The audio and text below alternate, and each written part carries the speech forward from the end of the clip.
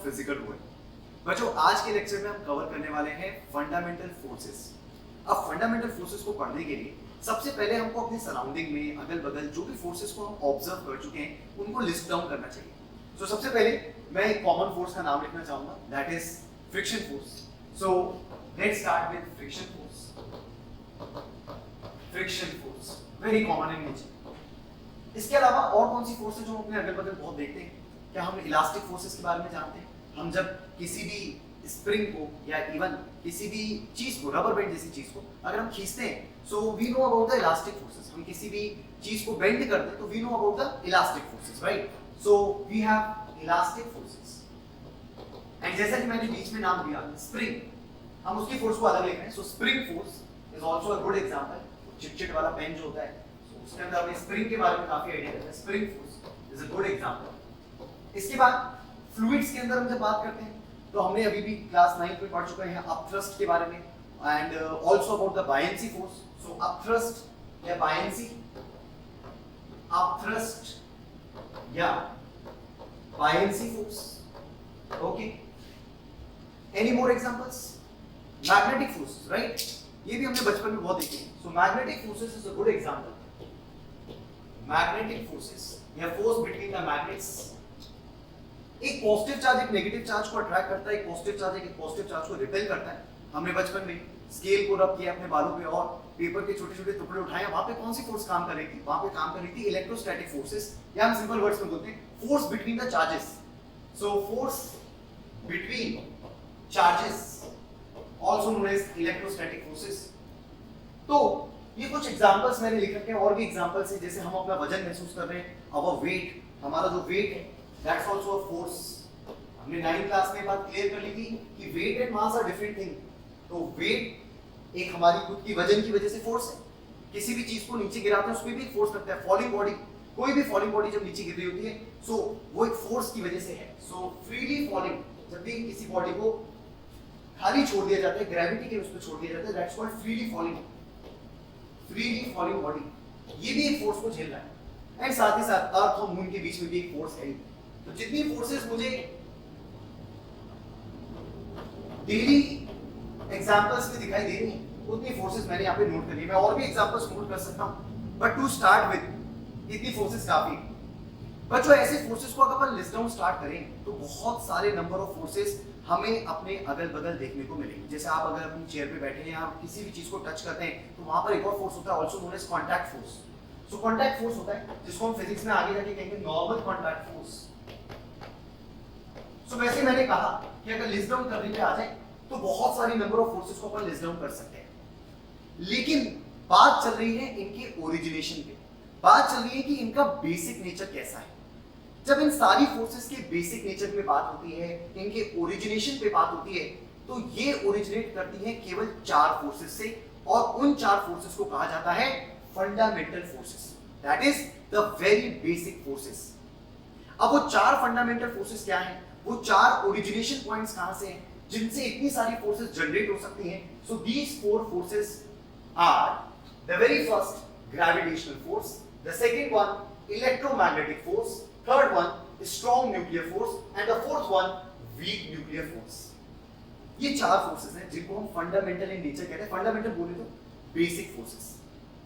अब gravitational force के अंदर जैसे कि आपका वेट आ जाएगा, ग्रेविटेशनल फोर्सेस जैसे अर्थ और मून के बीच की फोर्स आ जाएगी। ग्रेविटेशनल फोर्स मतलब फ्रीली फॉलिंग बॉडी की फोर्स आ जाएगी। तो ग्रेविटेशनल फोर्स के अंदर 3-4 लोग इसके अंदर एंटर कर सकते हैं। इलेक्ट्रोमैग्नेटिक फोर्सेस की अगर बात करें तो थोड़ा सा सरप्राइजिंग लगेगा ये बात सुन के कि tension force, friction force, spring force, all these are electromagnetic in nature at microscopic level. Microscopic level पे बात करें तो टेंशन, फ्रिक्शन, कांटेक्ट फोर्सेस सारी इलेक्ट्रोमैग्नेटिक इन नेचर होती है। एंड इवन जैसा कि नाम बता रहा है इलेक्ट्रोमैग्नेट, मतलब चार्जेस भी यहाँ पे इंक्लूडेड हैं और मैग्नेट्स भी यहाँ पर इंक्लूडेड हैं। सो चार्जेस के बीच की फोर्स, मैग्नेट्स के बीच की force, tension in the rope या फ्रिक्शन या कांटेक्ट फोर्स, ये सब इसकी कैटेगरी में चले जाते हैं। Strong nuclear force, weak nuclear force हमें अपने अगल बगल उतना आसानी से नहीं दिखते या देखने को मिलता है, इसलिए हम उसके लिए थोड़ा सा जब पढ़ेंगे तो उसको इलैबोरेट करके पढ़ेंगे कि ये फोर्सेस हम कहाँ ऑब्जर्व कर सकते हैं। ये डे टू डे लाइफ में हम उतना आसानी से ऑब्जर्व नहीं कर पाते, इसलिए इनको समझना कुछ कुछ बच्चों के लिए थोड़ा सा मुश्किल हो जाता है। बट ये बाकी जो शुरू की दो फोर्सेस थी, ये हमारे डे टू डे लाइफ में हमारे अगल बगल बहुत सारे फॉर्मेट्स में प्रेजेंट है। सो बच्चों, ये थी हमारी चार फंडामेंटल फोर्सेस। अब हम क्या करने वाले हैं, हम एक एक फोर्स को पकड़ के उसके इलैबोरेटिव पढ़ाई करने वाले हैं। So let's start with the very first force called gravitational force. तो सबसे पहले बात करते हैं ग्रेविटेशनल फोर्स और उसकी प्रॉपर्टीज। मैं आपको सबसे पहले पार्ट में ग्रेविटेशनल फोर्सेस की 8 प्रॉपर्टीज के बारे में बताने वाला हूं। तो ध्यान से एक एक प्रॉपर्टी पे फोकस करते हैं। And let's start with the very first property. The very first property is that the gravitational force act between the two masses. Gravitational force दो masses के बीच में लगती है। तो ग्रेविटेशन के बारे में सबसे पहले एक साइंटिस्ट ने बताया था जिनका नाम था न्यूटन। उन्होंने एक लॉ दिया था, also known as law of gravitation, और उसी फॉर्मूले को लिख दूंगा तो काफी सारे पॉइंट्स वहां से भी क्लियर हो जाएंगे। So according to law of gravitation given by Newton, the force between the two masses is directly proportional to the product between the two masses and inversely proportional to the square between the two masses. Using proportionality constant as g, ये पूरी 9th class की language है, we get a formula F equals to gm1 m2 by r square। ये formula हमें Newton ने दिया था कोई भी दो मासेस के बीच में जो ग्रेविटेशनल फोर्स लगेगा उसकी कितनी वैल्यू होगी, उसका कितना मैग्नीट्यूड होगा, उसके बाद। तो क्या ये फोर्स दो मासेस के बीच में लगता है? बिल्कुल सही। तो यहां से हमारा पॉइंट नंबर 1 बिल्कुल क्लियर होता है, that is this force act between two masses. मुझे अर्थ की तरफ अट्रैक्शन फील हो रहा है, अर्थ को मेरी तरफ भी उतनी अट्रैक्शन फील हो रहा है। इसका मतलब ये दो मासेस के बीच में काम करती है। Secondly, this follows inverse square law. बच्चों, नेचर में ऐसे बहुत सारे फोर्सेस हैं, ऐसे बहुत सारे क्वांटिटीज हैं जो इस लॉ को फॉलो करते हैं। अब ये लॉ बताता क्या है? ये लॉ बिल्कुल सिंपल सी लाइन कहता है कि जो जो चीजें दूरी के स्क्वायर के इनवर्सली काम करती हैं वो सब लोग इनवर्स स्क्वायर लॉ की कैटेगरी में आती हैं। क्या यहाँ पर दूरी है? यस, यहाँ पर दूरी है r। यहाँ पर दो मासेस है और दो मासेस के बीच में एक दूरी है r। क्या है वहां पे दूरी का स्क्वायर है? बिल्कुल है, दूरी का स्क्वायर। और क्या यहाँ पे दूरी नीचे की तरफ है, मतलब इनवर्स है? बिल्कुल है। इसका मतलब जिन जिन केसेस के अंदर, जिन जिन फोर्सेस के अंदर आपको force inversely proportional to r square मिलती है, we call it inverse square law। हम उन चीजों को inverse square law फॉलो करते हुए मानते हैं। So the point 2 is also clear with the very formula। फॉर्मूले से ही हमको ये point 2 भी क्लियर होता है। Talking about the third point, that this force is the weakest force in nature। कभी ऐसा हुआ है कि बड़े से पहाड़ के बगल में गए और पहाड़ से जाके चिपक गए? क्योंकि पहाड़ ने आपको ग्रेविटी फोर्स दी और आप जाके पहाड़ से चिपक गए, जबकि पहाड़ तो एक बड़ा मास है। नहीं, ऐसा कभी नहीं होने वाला। क्योंकि जो ग्रेविटेशनल फोर्सेस होती हैं, unless the masses are very large मतलब एक अर्थ और एक आप, एक अर्थ और एक मैं, एक मास कम से कम बड़ा होना चाहिए, या दोनों हो तो बहुत अच्छी बात है, एक अर्थ और एक मून। अनलेस मासेस बहुत बड़े नहीं होते, ये फोर्सेस आप फील नहीं कर सकते। आपको कभी अपने या अपने दोस्त के बीच में अट्रैक्शन फील नहीं होगा, वो भी ग्रेविटेशन वाला, क्योंकि आपके मासेस बहुत छोटे हैं। बिकॉज ग्रेविटेशनल फोर्स तभी एक्ट कर सकती है जब मासेस बहुत बड़े होते हैं। इसका मतलब ये फोर्स तो वीक होती है, वीकेस्ट फोर्स कहते हैं इसको। अब इसकी वजह क्या है? इसकी वजह भी आपको फॉर्मूले में पता चल जाएगी। इस फॉर्मूले में अगर हम g की वैल्यू को नोट करते थे, तो g की वैल्यू अगर आपको याद हो, नहीं याद तो कोई बात नहीं, आप नोट कर सकते हैं। 6.67 into 10 to the power -11 newton metre square upon kilogram square. So the value of g, that is universal gravitation constant, is 6.67 into 10 to the power -11। बहुत छोटा है। जब तक मासेस को अच्छा खासा बड़ा नहीं रखोगे, तब तक आपको ये फोर्स ऑलमोस्ट नेग्लिजिबल फील होगी। सो ये 3 पॉइंट्स बहुत क्लियर हैं और ये तीनों पॉइंट्स को एक्सप्लेन हमारे फॉर्मूले ने कर दिए, न्यूटन के फॉर्मूले ने कर दिए। Between the two masses follows inverse square law, weakest force in nature. Let's talk about the fourth point. The fourth point is that this force is always attractive in nature। मैं इसके लिए और simple word use करता हूं। ये force हमेशा pulling force होती है, खींचती है, कभी भी धक्का नहीं दे सकती। कभी अर्थ का ऐसा मूड नहीं हो सकता कि चलो आज अपने रहने वाले लोगों को धक्का दे देते हैं, आज मून को धक्का दे देते हैं, ऐसा कभी नहीं होने वाला। इसका मतलब this force will always be attractive. ये हमेशा अट्रैक्टिव थी और हमेशा अट्रैक्टिव रहेगी। So this force is always attractive in nature। ये इसकी नेचर में आता है, कभी भी ये रिपल्सिव नहीं हो सकती। मतलब इसका नेचर हमेशा पुलिंग इन नेचर होगा, pulling. In nature. So point number 4 easy है, मुझे नहीं लगता इसमें ज्यादा इलैबोरेट करने की जरूरत है। पॉइंट नंबर 5, बहुत लोग ऐसा सोचते हैं कि अगर हम स्पेस में चले जाएंगे तो वहां पे अर्थ का ग्रेविटेशन खत्म हो जाएगा and we are free to go. ऐसा बिल्कुल भी नहीं है। मैं बिल्कुल ये बात मान सकता हूं कि अर्थ का ग्रेविटेशन कम हो जाएगा, लेकिन खत्म हो जाएगा ये बोलना बहुत गलत है, क्योंकि ग्रेविटेशनल फोर्सेस होती है लॉन्ग रेंज फोर्सेस, और ये लगती है जब तक आप पहुंच नहीं जाते इंफिनिटी तक। सो अगर आप गलती से इंफिनिटी पे पहुंच गए या टेंड कर रहे हैं, सो इंफिनिटी पे जब टेंड करेंगे तब फोर्स में inversely proportional to r square आता है, और जब नीचे inversely proportional to r square में इंफिनिटी का स्क्वायर रखेंगे तो वो इंफिनिटी ही होता है, और फोर्स तब टेंड करेगी जीरो पे। इसका मतलब जब तक इंफिनिटी पे नहीं पहुंचते तब तक फोर्स जीरो नहीं हो सकती। So you tend to infinity, force become zero, but आप कभी इंफिनिटी पहुंच ही नहीं सकते। इसका मतलब ये फोर्स लॉन्ग रेंज है। हाँ बिल्कुल, बेशक कम होती चली जाएगी लेकिन हमेशा एग्जिस्ट करेगी। तो आप अर्थ से कितनी भी दूर चले जाए, अर्थ हमेशा आपको अपनी तरफ अट्रैक्ट करता रहेगा। So this force is a long range force, और रेंज का आइडिया लेना है तो 0 to infinity it can act from very small distance to a very large distance, long range force. Point number 6, these forces are central forces in nature। अब ये central forces क्या होती हैं? तो आपको ये बात तो समझ में आ गई कि अट्रैक्टिव होती हैं, एक दूसरे पे लगती हैं, ये बहुत सारी बातें समझ में आ गई। तो एक छोटा सा डायग्राम बना लेते हैं, जैसे एक आदमी है और दूसरे आदमी को अट्रैक्ट करता है। तो अट्रैक्टिव फोर्सेस लग रही हैं यहाँ पर, और कौन सी अट्रैक्शन है? ये ग्रेविटेशनल अट्रैक्शन। तो अट्रैक्शन ऐसे क्यों नहीं दिखाते, एक इधर और एक इधर? आपको समझ में आ रहा होगा ये बिल्कुल गलत है। अट्रैक्टिव फोर्सेस इस तरीके से नहीं दिखाई जा सकती, क्योंकि ये फोर्सेस सेंट्रल इन नेचर है। ग्रेविटेशनल फोर्सेस इस तरीके से नहीं लग सकती because these forces are central in nature. अब सेंट्रल फोर्सेस क्या होती है? सेंट्रल फोर्सेस लगती हैं जो इनके सेंटर टू सेंटर एक लाइन ज्वाइन करती है, उसके along. So the line joining the centre of the two bodies, force must act along that line.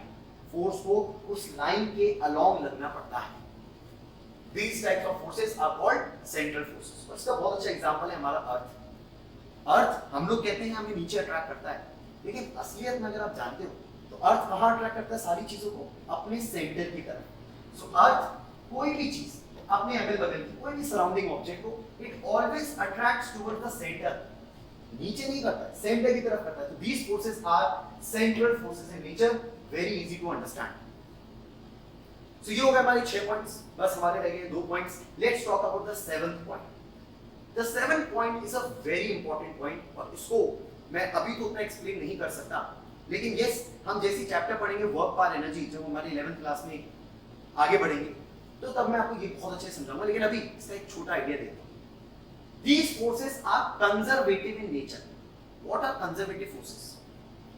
तो जैसे कि अगर एक छोटा सा काम दिया जाए, आपको एक डब्बा है m मास का, और आपको उसको अभी उठा करके अपनी छत पे ले जाना है। तो आपको इसको A पॉइंट से B पॉइंट पे ले जाना है। Very simple, very easy. अब A से B ले जाने के बहुत सारे रास्ते हैं, कि आप A से B डायरेक्टली सीढ़ियां लगाएं और ऐसे चले जाएं, या घर की नॉर्मल सीढ़ियां यूज कर सकते हैं। तो A से B एक ये रास्ता है डब्बे को ऊपर ले जाने का, A से B एक ये भी रास्ता है सीढ़ियों वाला, ऐसे भी ले जा सकते हैं, और या A से B आप कोई भी XYZ रास्ते से ले जा सकते हैं। So there are 2 to 3 paths मैंने जो ड्रॉ कर रखे हैं। ये पाथ नंबर 1 है, ये पाथ नंबर 2 है, ये पाथ नंबर 3। सो कंजर्वेटिव फोर्सेस वो फोर्सेस होती हैं जिनमें आप A से B ले जाओ पाथ नंबर 1 से, A से B ले जाओ पाथ नंबर 2 से, या A से B ले जाओ पाथ नंबर 3 से। तीनों केसेस में जो ग्रेविटी का वर्क डन आने वाला है, वर्क डन जानते हैं, फोर्स इनटू डिस्प्लेसमेंट, वही 9th क्लास वाला। सो जो ग्रेविटी का वर्क डन आने वाला है वो तीनों केस में सेम आने वाला है। इसका मतलब ऐसी फोर्सेस का वर्क डन पाथ पे डिपेंड नहीं करता, केवल इनिशियल और फाइनल पोजीशन पे डिपेंड करता है। So the work done is only dependent on initial and final positions and not on the path and not on path पे नहीं डिपेंड करता। ऐसी प्रकार की फोर्सेस को हम कंजर्वेटिव फोर्सेस इन नेचर कहते हैं। ये इसकी असली definition.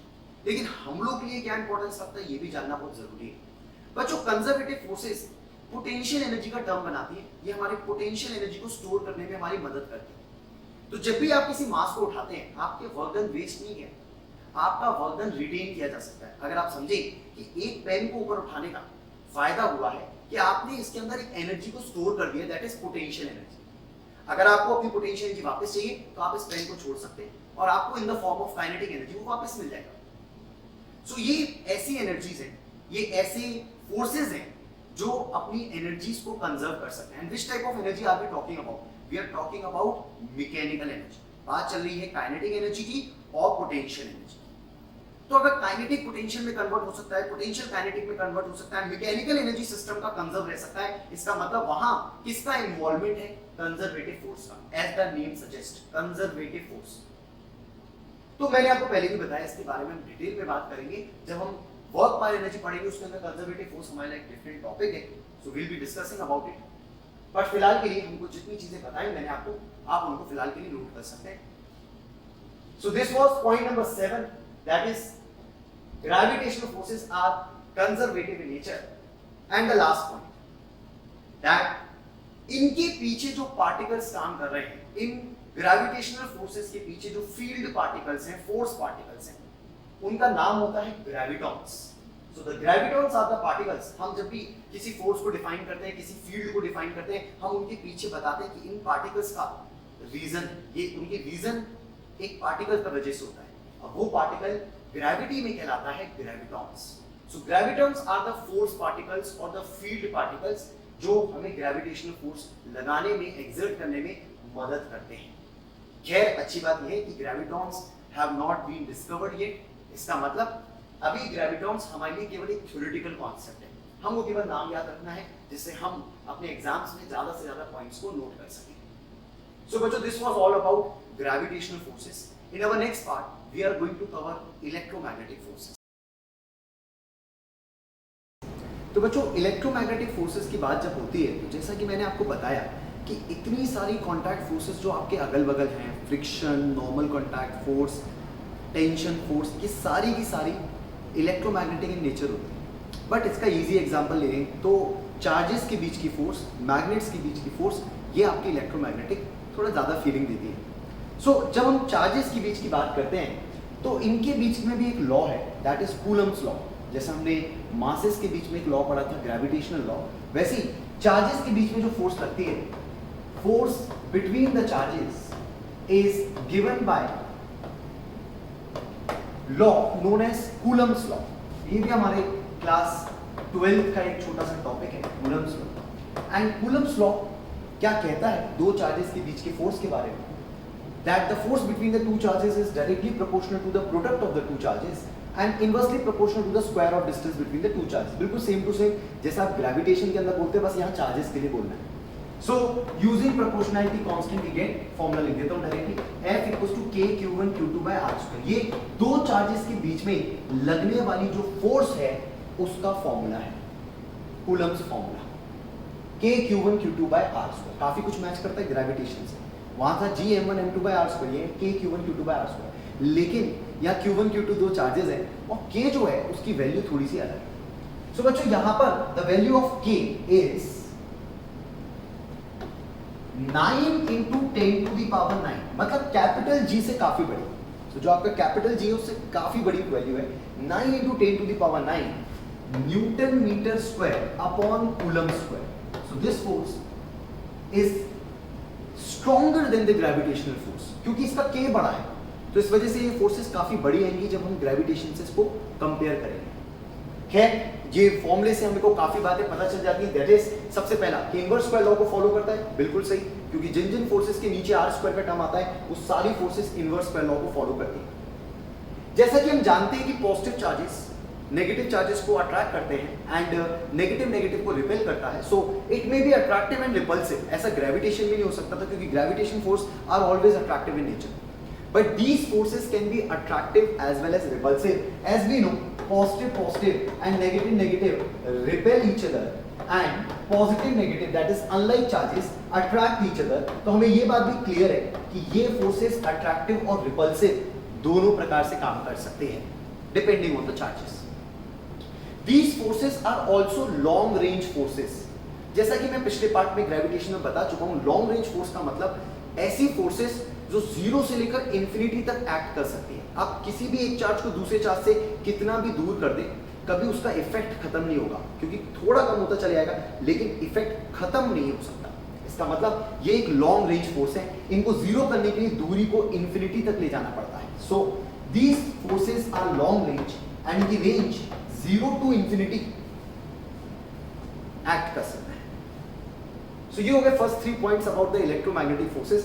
Let's move to the next point, and the next point is that these forces are also central forces in nature. तो first part को पढ़ने का काफी फायदा हुआ है यहाँ पर, हमको ये भी पता है कि central forces क्या होती है। तो अगर आपको दो चार्ज के बीच का रिपल्शन या अट्रैक्शन दिखाना है, जैसे कि एक पॉजिटिव चार्ज एक दूसरे पॉजिटिव चार्ज को रिपेल करने वाला है, तो ये रिपल्शन हम कैसे दिखाएं, किस डायरेक्शन में दिखाएं? तो you have to only draw a line, एक लाइन ड्रॉ करनी है आपको, इसके सेंटर के इसके सेंटर को जोड़ने वाली, also known as central axis. Central axis draw करनी है और उसके बाद आपको इनको उस लाइन के अलाउंग रिपेल कराना है। The force must act along the line, along the line. So these forces are central forces in nature. इसका मतलब है ये उस लाइन पे लगती है जो सेंटर टू सेंटर को ज्वाइन करती है। ये आपको मैंने ग्रेविटेशन में भी समझाया।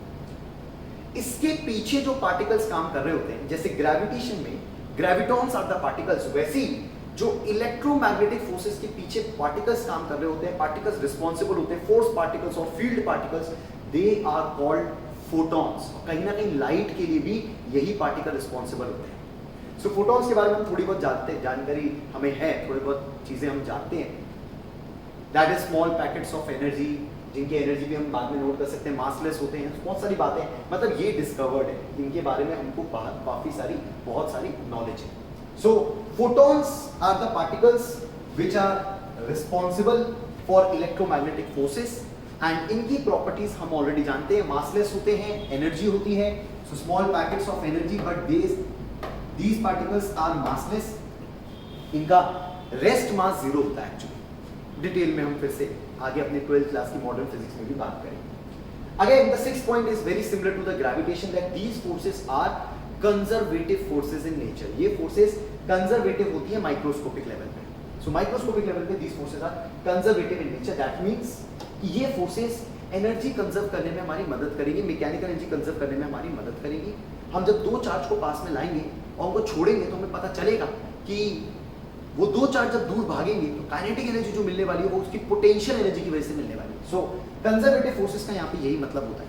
और इसका एक्चुअल डेफिनेशन है कि जब आपको वर्क डन करने में कोई भी रास्ता आप चुन लें, वर्क डन के लिए कोई भी रास्ता आप चुन लें और same to same work done आए, मतलब एक चार्ज को दूसरे चार्ज के पास लेकर के जाना है, तो ये चार्ज फिक्स कर देते हैं, ये फिक्स, बिल्कुल ये फिक्स है, ठीक है। इसको इसके पास लेकर के जाना है।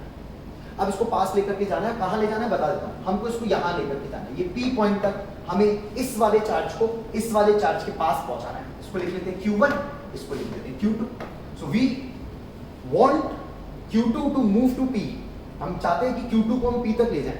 अब फिर से मैं आपको वही कहानी सुना रहा हूं कि अगर आप इसको डायरेक्टली ले जाएं या आप इसको इनडायरेक्टली ले जाएं या आप इसको लहराते हुए ले जाएं, doesn't matter.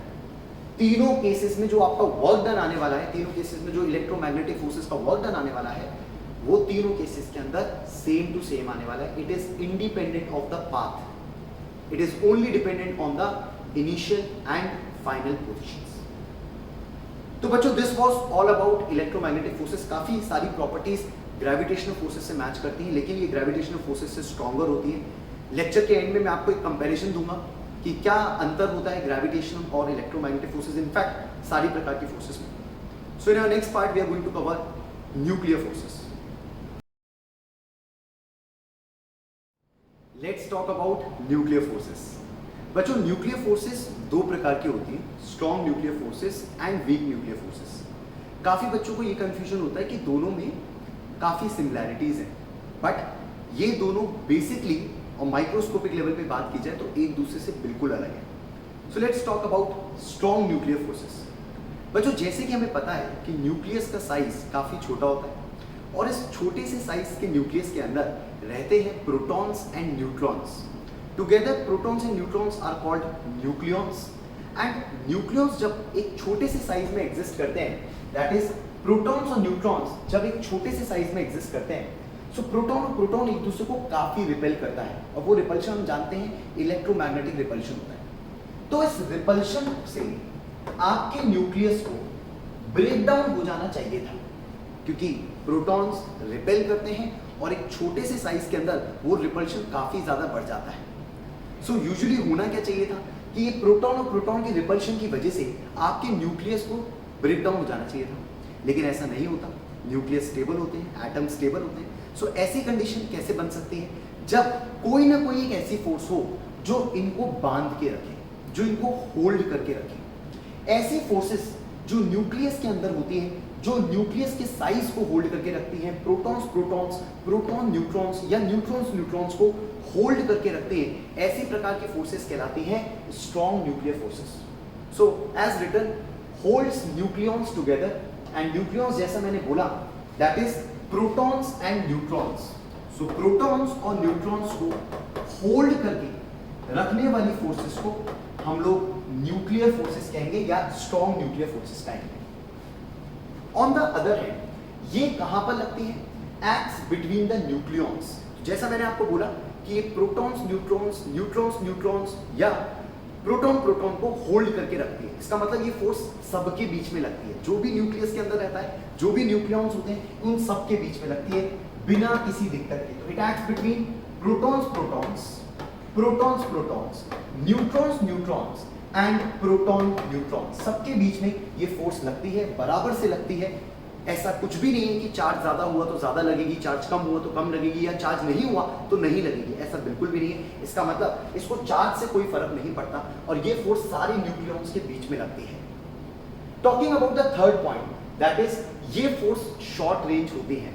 So short range क्योंकि ये तभी एक्टिवेट होती है जब आप एटलीस्ट न्यूक्लियस के अंदर हो, और न्यूक्लियस का साइज हम ऑटोमेटिकली जानते हैं बहुत छोटा है। सो इसका मतलब है ये फोर्सेस शॉर्ट रेंज होती है, ये लंबे रेंज पे नहीं लग सकती।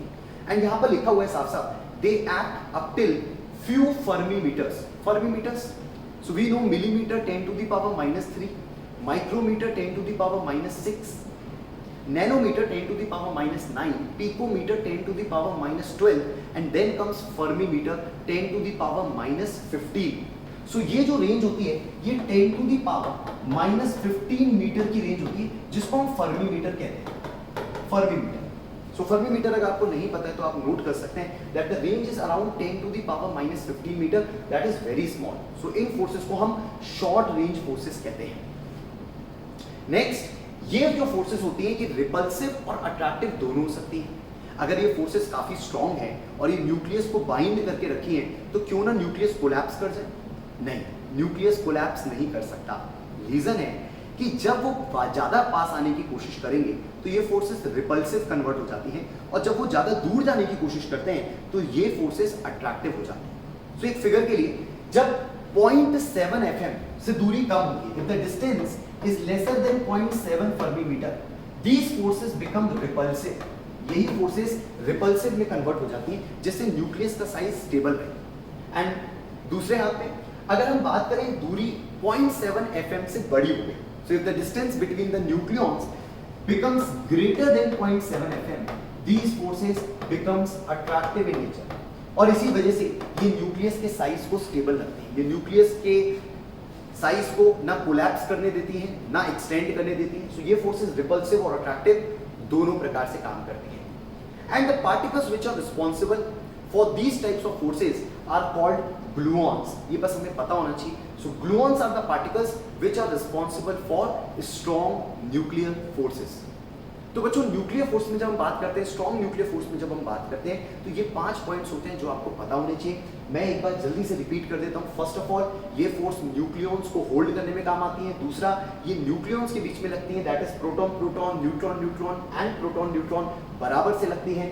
इसके बाद ये शॉर्ट रेंज की होती हैं, up to few fermi metres. ये रिपल्सिव और अट्रैक्टिव दोनों हो सकती हैं। अगर 0.7 FM से कम दूरी है तो ये रिपल्सिव हो जाती है, और 0.7 FM से ज़्यादा दूरी है तो ये अट्रैक्टिव हो जाती है। And the particles which are responsible for these types of forces are named as gluons. Now let's talk about weak nuclear forces. तो वीक न्यूक्लियर फोर्सेस कहाँ होती हैं? बिल्कुल, वीक न्यूक्लियर फोर्सेस होती हैं न्यूक्लियॉन्स के भी अंदर। हम जब न्यूक्लियॉन्स के भी अंदर जाते हैं तो हमको सब एटॉमिक पार्टिकल्स के बारे में पता चलता है। सो हम लोग को लगता है प्रोटॉन, इलेक्ट्रॉन, न्यूट्रॉन यहीं तक सीमित है चीजें। नहीं, प्रोटॉन के अंदर और न्यूट्रॉन के अंदर जो पार्टिकल्स होते हैं वो कहलाते हैं क्वार्क पार्टिकल्स। हमारे पास बेसिकली 6 क्वार्क पार्टिकल्स हैं। हम उनको 6 टाइप्स ना बोल के 6 फ्लेवर्स कहते हैं, और वो क्वार्क पार्टिकल्स हैं up, down, top, bottom, charm, strange. ये इन सब के फ्लेवर्स हैं। सो हम लोग को बहुत डिटेल में जाने की जरूरत नहीं है, but these forces act between quark particles. ये क्वार्क पार्टिकल्स के बीच में लगती है। एंड जैसा मैंने आपसे कहा कि क्वार्क पार्टिकल्स प्रोटॉन और न्यूट्रॉन को बनाने में हमारी मदद करते हैं। सो ये और जाके अंदर जाके लगती है। जैसे न्यूक्लियॉन्स हो गए, न्यूक्लियॉन्स के फर्दर अंदर जब जाएंगे तब हमको ये फोर्सेस दिखाई देंगी, that is weak nuclear forces. So they are very different from strong nuclear forces, correct. इनकी रेंज और छोटी हो जाएगी क्योंकि न्यूक्लियॉन्स के भी अंदर जाना पड़ रहा है। सो न्यूक्लियॉन्स के जब हम अंदर जाते हैं तो हमारी जो रेंज होती है वो 10 टू द पावर -18 तक चली जाती है, and which is known as attometre. So 10 to the power -18 की रेंज में जब हम चले जाते हैं सो इसको हम एटोमीटर कहते हैं। एंड ये काफी छोटा हो जाता है। ये इवन आपके स्ट्रॉन्ग न्यूक्लियर फोर्स से भी छोटी रेंज में काम करते हैं, because they are acting within nucleons. Neutron के अंदर लग रहे हैं, प्रोटॉन के अंदर लग रहे हैं, क्वार्क पार्टिकल्स के बीच में लग रहे हैं। Next, why they are called weak. ये वीक क्यों कहलाते हैं? क्या ये वीक है? नहीं, ये वीक इसलिए कहलाते हैं क्योंकि इन्हीं फोर्सेस की वजह से आपका प्रोटॉन और न्यूट्रॉन ब्रेक डाउन कर सकता है। हम उसको ब्रेक डाउन वर्ड ना बोल के ज्यादा अच्छा वर्ड यूज करते हैं, DK. So you will find in modern physics that protons also break down, neutrons also break down, and ये breakdown की जो वजह होती है ये होती है weak nuclear forces. So यहाँ पर इस पॉइंट के बारे में लिखा हुआ है that these forces are responsible for beta decays. Beta decays मतलब ऐसी forces जो प्रोटॉन एंड न्यूट्रॉन के ब्रेकडाउन की वजह बनती है, इसलिए शायद इनको हम लोग वीक न्यूक्लियर फोर्सेस कहते हैं, इसलिए हम इनको वीक की कैटेगरी में डालते हैं। So they are responsible for the breakdown, they are responsible for the decays, जो हम मॉडर्न फिजिक्स में आगे आगे पढ़ेंगे, प्रोटॉन का टूटना, न्यूट्रॉन का टूटना, उनका डीके होना। So these forces are the responsible, these forces are responsible for those types of decays. And the last, these forces are due to particles called bosons. ये बोसॉन्स भी 2 प्रकार के होते हैं, W bosons and Z bosons. हमको उसके detail में जाने की ज़्यादा जरूरत नहीं है, but we should know that ये फोर्सेस की वजह जो पार्टिकल्स होते हैं, फील्ड पार्टिकल्स होते हैं, जो फोर्स पार्टिकल्स होते हैं, वो पार्टिकल्स होते हैं बोसॉन्स। तो बच्चों ये था आपका strong nuclear forces and weak nuclear forces के बारे में। इस पूरे पार्ट में हमने कवर किया है fundamental forces. In our next part we are going to cover the basic laws in physics. Thank you.